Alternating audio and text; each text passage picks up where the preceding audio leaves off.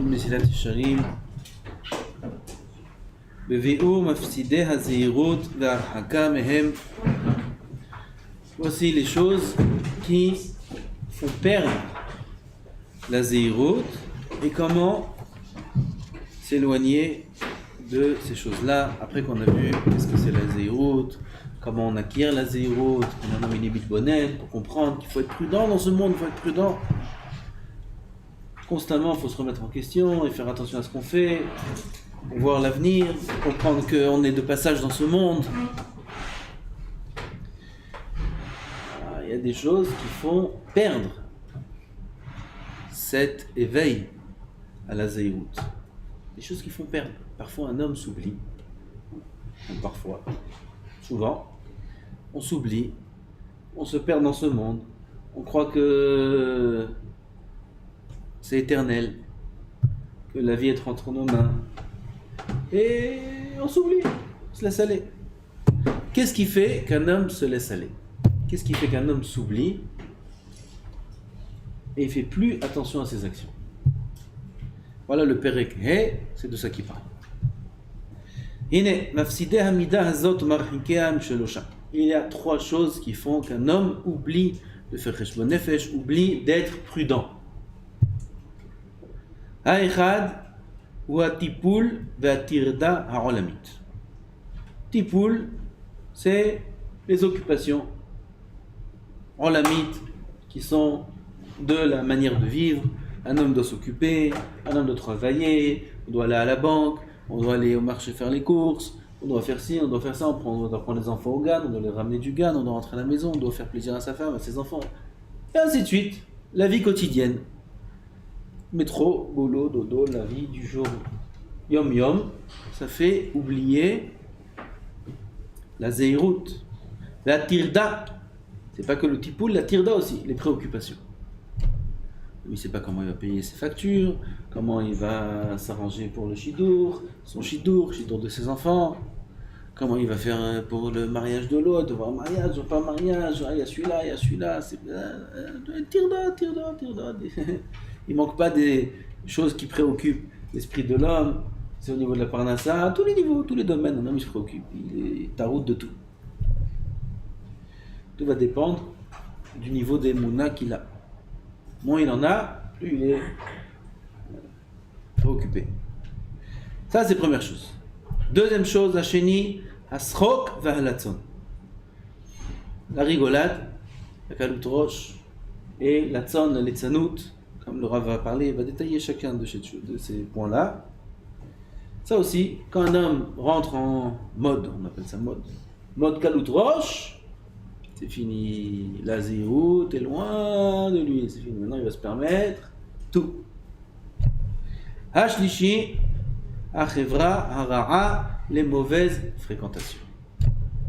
Mauvais entourage, si c'est au niveau du voisinage, au niveau des endroits qu'il fréquente, au niveau du travail, il est mal entouré.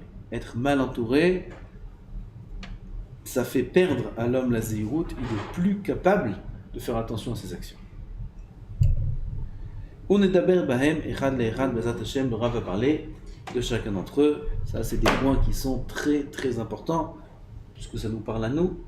Oui, c'est le premier zéhirout, c'est le premier échelon de l'échelle de Rabbi Pinchas Ben Yair. Donc on y est, j'espère.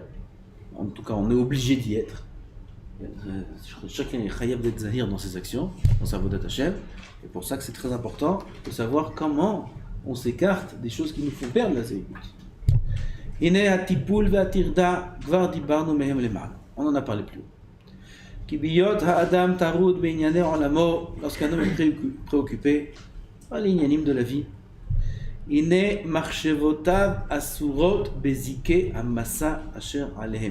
c'est une phrase très très très forte ce qui est écrit ici. C'est vraiment très fort ce qui est écrit. C'est pas stam je dis. C'est très important de comprendre ça. Marchevotav, ses pensées, sont emprisonnées. Béziké, c'est par les chaînes. Amassa, du poids, de la charge qu'il y a sur elle. Sur qui elle, le sujet c'est les pensées. C'est-à-dire, Lorsqu'un homme est préoccupé par un des soucis de ce monde. Et tout le monde sait combien il y en a des soucis. Il n'y a pas un, pas deux, il y en a plein. Si sa pensée est préoccupée par un souci, alors il est en train tout simplement de mettre sa pensée en prison. Il n'est plus maître de sa pensée. Il a mis des menottes, il a pris son esprit, il a mis des chaînes tout autour, il ne peut plus penser à autre chose. Il est bloqué, il est figé, c'est congelé. Ve'ifshar, c'est d'une manière catégorique. Ifshar lahem la tête lève et la maase. C'est plus possible de faire attention aux actions. Et on voit ça chez chacun de nous très souvent. Il y a des périodes. On va parler de nous, on va parler du Rav Hashem, on va parler du Ben Torah. Combien de jours et de semaines on peut passer sans kavana dans la tefila? Sans kavana. Alors à un moment on va se reprendre. On va dire qu'est-ce qui se passe, on va entendre un bon shiur, on va lire un bon moussa. Combien la tefila, on va faire un shiur sur la tefila. Combien la tefila, c'est essentiel, c'est la base de toute la réussite. On va se reprendre, un jour, 2 jours, 3 jours, pour après replonger et passer encore 1 semaine ou 2 semaines sans kavana dans la tefila. Je donne un exemple. De quoi ça vient? On sait que la tefila c'est important. On sait que les brachot c'est important. Le Harizal, tout ce qu'il a eu dans les secrets de la Torah, c'est juste par la simra qu'il avait dans les brachot. Tout ce qu'il a eu le Harizal, c'est lui-même qui a dit ça. On sait que c'est important les brachot. Pourquoi on n'a pas la kavana dans les brachot? Pourquoi on n'a pas de kavana dans la tefila comme il faut? Pourquoi on ne prend pas notre temps? Une bracha, prends ton temps. Je parle à moi-même quand je dis à la deuxième personne, je parle à la première personne, je parle à moi-même. Prends ton temps. Combien de temps ça va te prendre un shakol? Au lieu de 3 secondes, 1 seconde chez les pros, ça va te prendre 7 secondes, 8 secondes. Tu vas me dire que tu es à 8 secondes près? Ben d'accord. Alors pourquoi faire en 1 seconde? Pourquoi? Réponse, le cerveau ne peut pas réfléchir. On réfléchit, on peut plus s'arrêter, on ne peut plus faire pause. Pourquoi? La tête est préoccupée.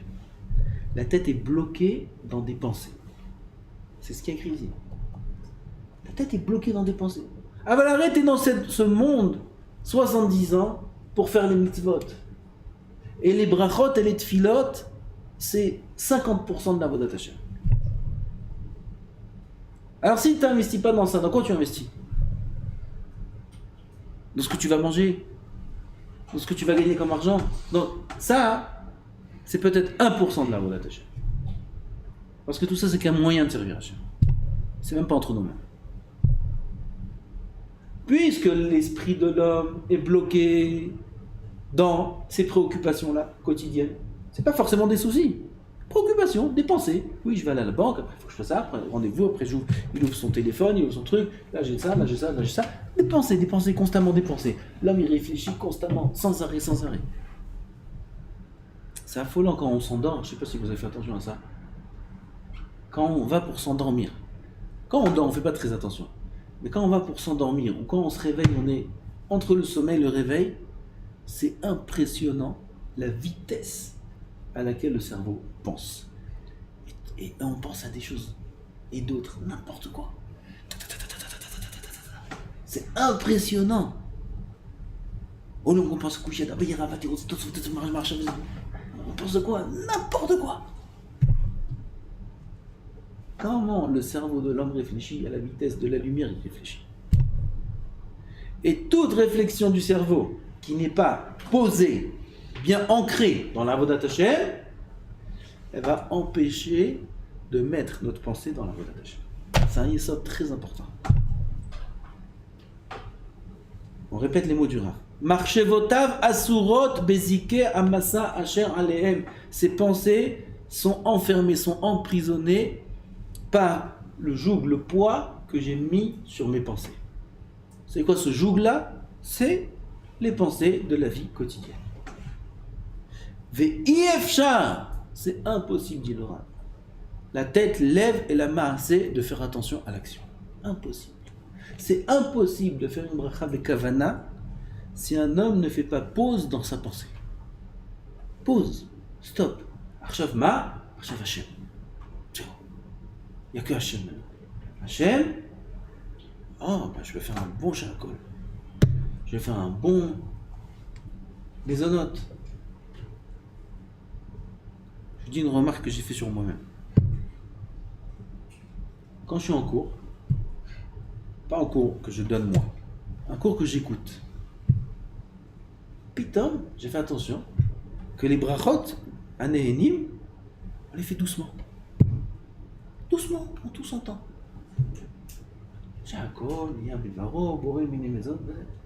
Et quand c'est pas dans le cours, okay, les brachot, elles sont faites plus rapidement, moins de kavana.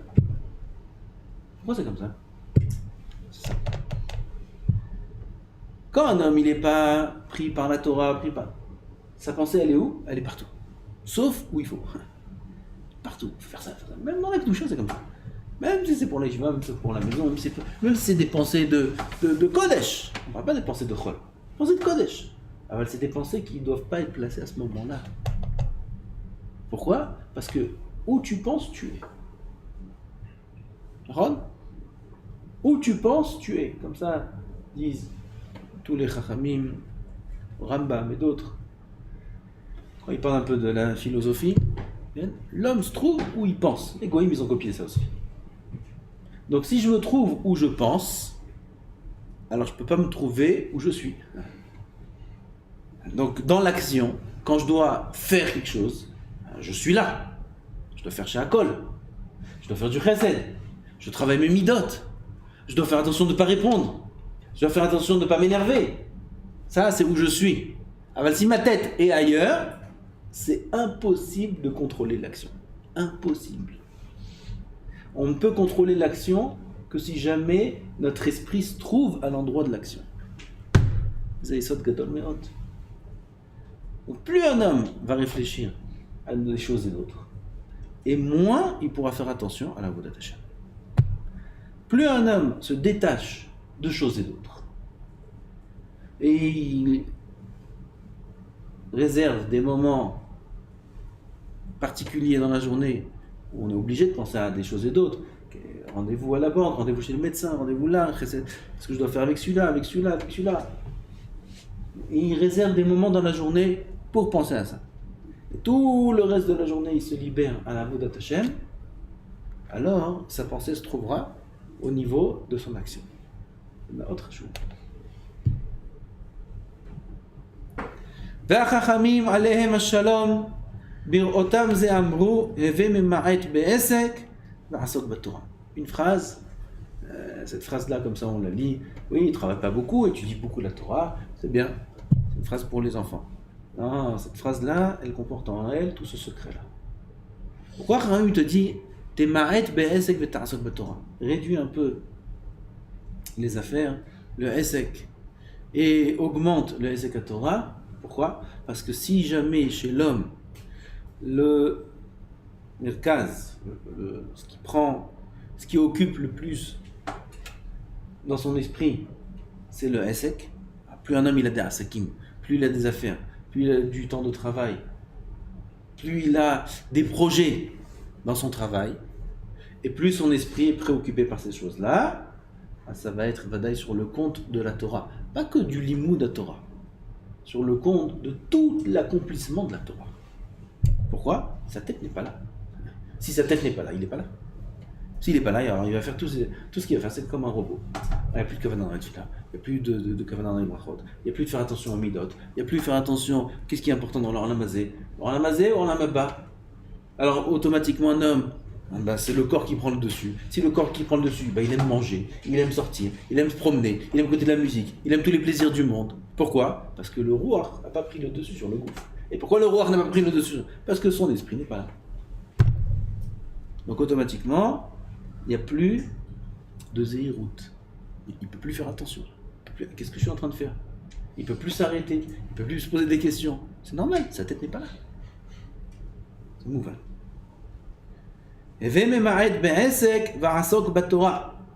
Quand on dit c'est pas forcément en quantité, c'est en centre d'intérêt.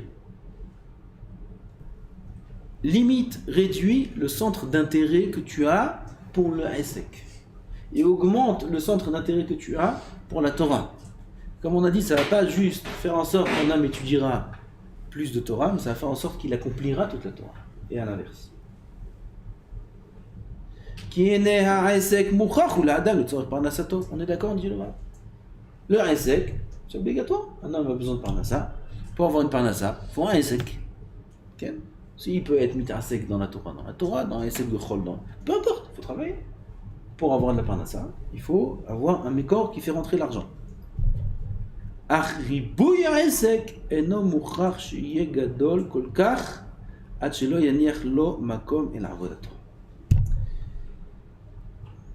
important ça aussi. Ce pérec-là, il est très chou.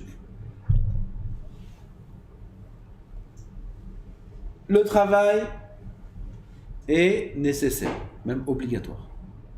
Mais le ribouille du travail, ça veut dire travailler beaucoup, plus, des heures supplémentaires. Et non, ça c'est pas obligé d'être beaucoup. Le Rambam, combien il écrit qu'il faut travailler par jour? C'est un balbait. 3 heures.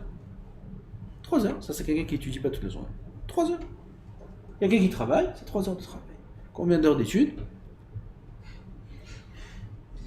Hein? 18 heures d'études. 9 heures. C'est tout. Alken nitztavinu likvoa itim la Torah. C'est pour ça qu'on a, Akadosh Baruch Hu nous a ordonné de fixer un moment pour l'étude. C'est un ordre. C'est la première question qu'on nous demande quand on arrive là-haut. Kavata itim la Torah. Première question. Est-ce que tu as apporté un centre d'intérêt à la Torah? Est-ce que la Torah c'est important chez toi? Parce que si non, tout l'accomplissement de la Torah peut être Kelachari. Il va faire Shabbat, il va manger caché, faire cette tefila, 3 tefilot par jour avec les tefilines les plus meudara du monde. Il va tout faire. Avec toute sa avodat Hashem, elle est Kelachari, elle est bichinouille comme Shabbat. Bichinouille, c'est pas comme on devrait faire. החסידים הראשונים היו שוהים שעה אחת ומתפללים כדי שיכוונו את ליבם למקום. החסידים הראשונים priaient 9 heures par jour. 9 heures shachrit, 9 heures mincha, 9 heures arvit. Pardon, 3. 9 heures par jour ils priaient. C'est presque, c'est toute la journée 9 heures. Tfilat shachrit 9 heures, mincha 9 heures, arvit 9 heures. C'est quoi ça? Arvit, shtiblach, 10 minutes, ma arvit 9 heures. 3 heures. Moi, j'ai plein de choses à faire. J'ai des zdarim, j'ai le limoud, j'ai ma limoud, mon travail, c'est ce qu'on est en train de dire. Leur pensée est là. La pensée est claire. L'objectif est clair. Pourquoi je suis dans ce monde, c'est clair. Alors, quelqu'un qui est clair, alors il peut prier pendant 9 heures. Enfin, quelqu'un comme nous, qui avons 1 milliard de choses dans la tête, et 1 milliard de centres d'intérêt, à part aussi le centre d'intérêt de la Torah, qui c'est qui peut supporter faire mincha de 3 heures? 3 heures mincha, il devient fou. 3 heures arvit, à l'asile. Ah, c'est 3 heures. Qu'est-ce que tu fais 3 heures en fait? Qu'est-ce que tu vas faire 3 heures arvit? Chazonish, Allah Vashalom, il faisait Kriyat Shema 1 demi-heure. 1 demi-heure Kriyat Shema.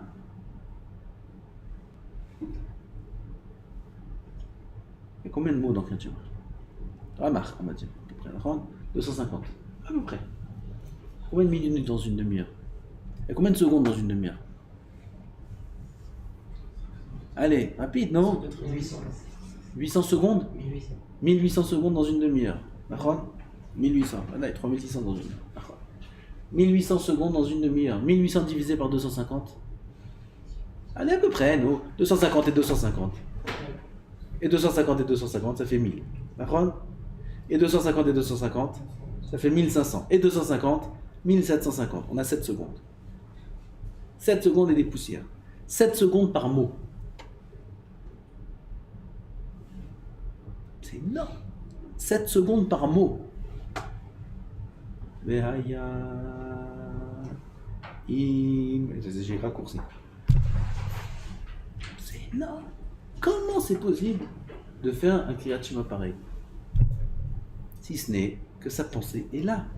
Alors je fais la mitzvah assez de mon créateur, le maître du monde, qui m'a dit de faire Kriyat Shema, le Kabel Alay Ol Malchut Shamayim. Je peux faire Kriyat Shema en 2 minutes. Je peux faire Kriyat Shema en 3 minutes. C'est mitzvah assez d'oreille. Les autres parachiotes, mitzvah des Ramadan. Je peux faire en 2 minutes, 5 minutes, vite. Ce soir, ce matin, il y a un bon petit-déj, vite, je dois aller au travail, vite. Quel travail? Ma travail, qu'est-ce que ça t'apporte le travail? De l'argent? Qu'est-ce que tu as avec cet argent? Il finit ici cet argent. Qu'est-ce que tu fais avec Shema? Tu t'achètes l'éternité. Ça, c'est impossible d'y penser si un homme est pris dans son système.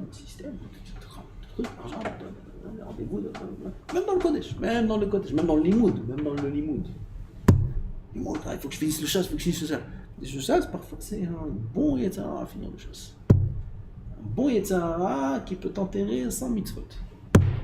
Finir le chasse. Maintenant, finir le chasse. Il faut faire un Avodat Hashem. Il faut servir Hashem comme il faut. Il faut faire le Kriyat Shema comme il faut. Comment je vais finir le chasse? La Gemara demande sur les Chassidim Arishonim. Comment ils ont fait 9 heures de tefila par jour, ils étaient Chassidim, Baki dans toute la Torah entière? Comment? Ben Yochanan Ben Zakkai, le plus petit des élèves de Hillel, le plus petit, c'est lui Chassidim Arishonim. Baki dans tout Sichot de Kalim, il s'est parlé avec les palmiers. Avec les palmiers, il parle. Sichot Sarafim, Malachim, les anges, tout. À part Havayot, Be'abay, Verava, Vegimatriot, D'où? Quand il a fait tout ça? On a étudié 10 heures par jour. Un daf, on a déjà oublié. Quand il a fait tout ça? Quand? Il étudie, il est pris 9 heures par jour. C'est la Gemara qui pose la question. Torata mishtameret bikirban. Réponse. Akadosh Baruch Hu, il leur donne toute la Torah dans le cœur. Et comment ils travaillent? Comment ils ont la parnassa? Il y avait le Kollel à l'époque de Zer Rabbi Yochanan Ben Zakkai. Il y avait le Kollel à l'époque de Hillel. Hillel, il faut payer pour aller étudier. Il faut payer. Il allait travailler, couper du bois. Hillel, un demi tarpek pour le Beth Midrash, un demi pour sa maison. Il faut payer pour aller étudier la Torah. Là, on te paye, là, on te paye, monsieur Lavrer.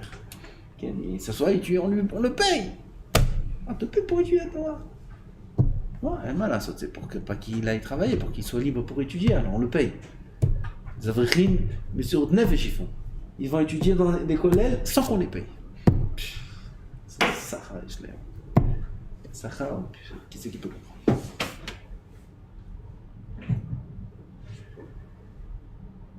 Qu'est-ce que je dis? Comment? Il avait toute la Torah. Comment Rabbi Yochanan Ben Zakkai avait toute la Torah? Comment il a Parnassa, Ken? Parnassa. La Gemara demande, comment il a la Parnassa? Melartam mitbarechet. Il fait un tout petit peu, un qui met la main, ça marche. Bracha. Qui c'est qui a une bracha pareille en Torah, en Parnassa? Qui? Celui qui sa tête, elle est entièrement avec Hachem. Je beaucoup dit. T'es entièrement à moi. Je vais pas te laisser, je m'occupe de toi. Qu'est-ce que t'as besoin, mon fils? T'as besoin de ça? Tiens, prends mon fils, c'est bon. Les autres, ils vont travailler toute la journée pour avoir ça. Toi, je te donne en 2 secondes. Vadaï. Avant un autre, il dit à Hachem, non, c'est bon, merci. Merci, mon Dieu. Je me débrouille, ça va. Je travaille, je suis médecin, je suis truc, j'ai des affaires, je me débrouille. Ah, il dit à Hachem, mec, là, d'accord, vas-y, alors, débrouille-toi. Alors, il aura sa parnassa, il aura tout, comme l'autre, la même chose. Mais lui, il va se débrouiller tout seul. Et lui, Hachem, il lui donne. C'est la même chose. Lui, il va travailler comme un chamor pendant 10 heures, peut-être 20 heures même par jour. Dans les affaires, dans les trucs, il va devenir malade de ses affaires. Et l'autre, il a la même chose. sans rien faire. Ça veut dire quoi sans rien faire? Il travaille plus que l'autre. Il travaille dur même. Il a beaucoup. Il lui donne la bracha. Après, à l'homme de choisir. Amal, Adam l'amal yulad, Zacha, Amal Torah, lo Zacha, Amal Melacha. אבל אדם לעמל יולד, זה זכה, או לא זכה.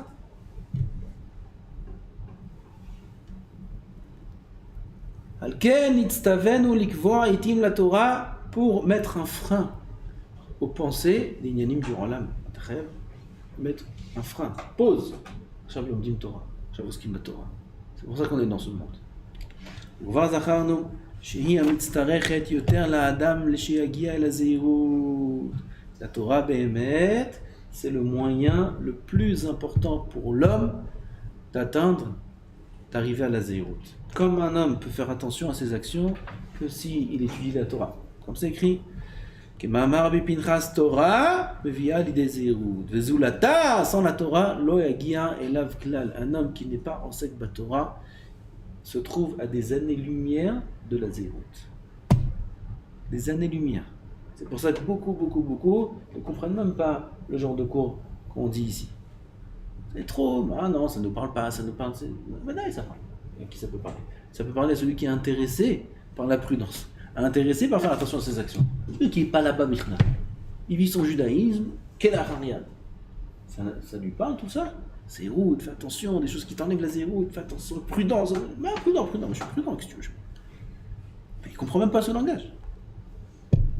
והוא מה שאמרו זיכרונם לברכה ולא עם הארץ חסיד וזה כי הבורא יתברך שמו שברא יצר רע באדם ושברא התורה תבלין לו. Et là on rentre dans un passage très important dans le Mesilat Yesharim.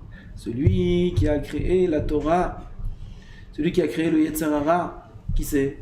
Boré Olam, je te marche moi. Aboré shebara hayetzer hara ba'adam.